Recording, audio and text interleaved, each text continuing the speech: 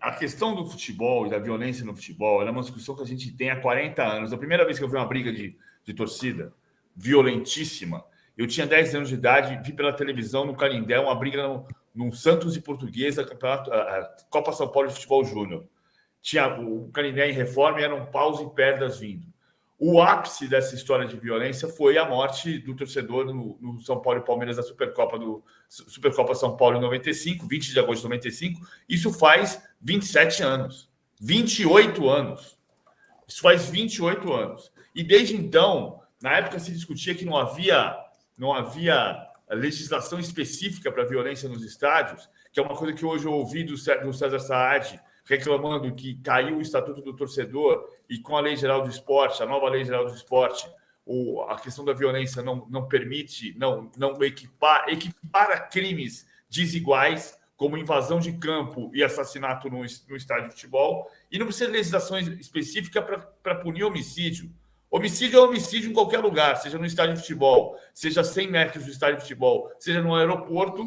Se você provocar um distúrbio e matar uma pessoa, é homicídio, ponto. Não tem que discutir. E a questão da sensação de impunidade é o que faz tudo isso acontecer. A gente está discutindo isso no futebol brasileiro há 40 anos. Hoje, nós estamos discutindo invasão das escolas. Hoje, nós estamos discutindo matança nas escolas. Então, olha só. Olha o que a questão central, durante todo o período da pandemia, a gente repetiu uma frase que era: o futebol não é uma bolha. E é exatamente isso. Nem para um lado, nem para o outro, o futebol é uma bolha. Infelizmente, o futebol brasileiro é o reflexo da sociedade brasileira. São os casos de estupro de jogadores de futebol que refletem o que acontece na rua, na sociedade todo dia. São os casos de violência, de invasão, de agressão, que refletem o que está acontecendo com invasões das escolas. A escola tem que ser o lugar mais sagrado, porque é onde se formam as próximas gerações de brasileiros, de pessoas. O futebol não é uma bolha. Infelizmente, o Brasil está do mesmo jeito que a gente discutia o futebol 40 anos atrás.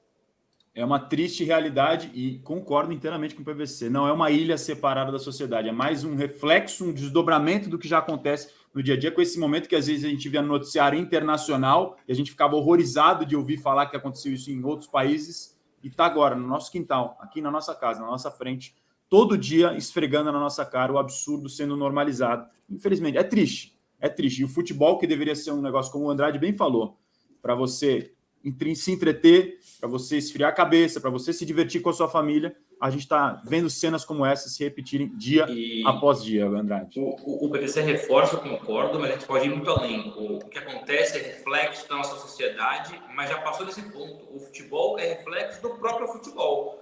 O que tem acontecido é culpa do próprio futebol, porque se a gente colocar sempre na... É um ecossistema que fomenta isso, né, André? Exato. Se a gente jogar só para a sociedade, a gente não define as punições dentro do futebol. Mas a punição, Bruno, ela tem que acontecer se você feito pela justiça. Há muito tempo a polícia lamenta que a polícia prende e a justiça solta. Então, eu sempre uso esse exemplo. Acontecem ataques a jogadores de futebol quando descem em aeroportos. Acontecem. O Valdívia já foi agredido, o Fernando Praz já tomou uma caneca no rosto.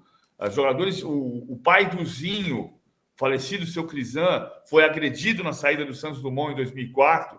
Nós estamos falando de 19 anos atrás. E não tem ninguém preso. Agora, experimenta você entrar no aeroporto de Congonhas e sair gritando seu maldito, seu é isso, seu aquilo, seu não sei o que lá, para alguma pessoa, qualquer pessoa. O que é que vai acontecer no aeroporto de Congonhas se uma pessoa fizer isso? Vai ser detido, vai ser convidado a se retirar do aeroporto. Mas se for torcida uniformizada, não. Pois sim, mas se for torcedor de futebol, não. Por isso que eu digo que Então, a punição tem que ser sempre dupla. Tem que punir o cidadão, o indivíduo, de forma individual, mas tem que ter uma punição coletiva. A Vila Belmiro tem que ser interditada. Aí mas tem a claro que punição tem. esportiva. Mas é claro que tem. Mas É claro que tem, Bruno. É que primeiro tem que ser a esportiva para depois ser a individual. Não. A individual Tem que ser paralelo.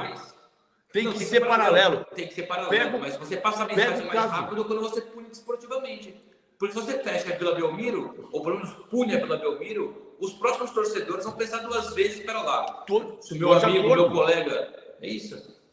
Estou de acordo, mas veja o que aconteceu no ano passado. 13 de julho do ano passado. Não faz um ano. Guilherme Andrade dos Santos. Ele tem nome e sobrenome. Ele foi levado para a delegacia, foi processado, está proibido de entrar na Vila Belmiro. Nos jogos, ele tem uma punição de 1 ano, vai acabar mês que vem. No período de 1 ano, ele tem que se apresentar no batalhão da Polícia de Santos, quando tiver jogo do Santos.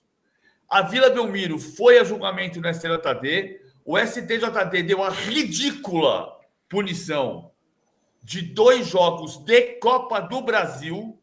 O Santos caiu no primeiro jogo, não cumpriu o segundo depois de 1 ano, e a sensação é de absoluta impunidade. E o Gabriel Andrade dos Santos, punido também no aspecto criminal, está andando livremente. Ele invadiu o gramado, deu um chute, agrediu o goleiro do Corinthians e ele anda em liberdade. Então, é claro que a sensação é de impunidade. A sensação hoje é de impunidade, mais até do que a impunidade. Houve uma punição ridícula, mas houve. Então, prevalece a sensação de impunidade. 1 ano depois, olha a cena que a gente está vendo aqui. Olha o que está acontecendo aqui. A mensagem de impunidade exatamente. A mensagem é de impunidade porque não aconteceu nada. E vai continuar acontecendo enquanto algo não for punido de forma. O cara tinha que estar preso. E a Vila Belmiro fechada. São as duas coisas. É no âmbito criminal e no âmbito esportivo. Não pode ser um só. E não só na Vila Belmiro, porque não é, repito, não é exclusividade do Santos e da torcida do Santos e da Vila Belmiro. A gente já viu invasão. Outro dia jogaram um cortador de unha no pescoço do Daverson, atiraram objeto no gramado, na Neoquímica Arena. A gente vê invasão de CT dia sim, dia também, enfim.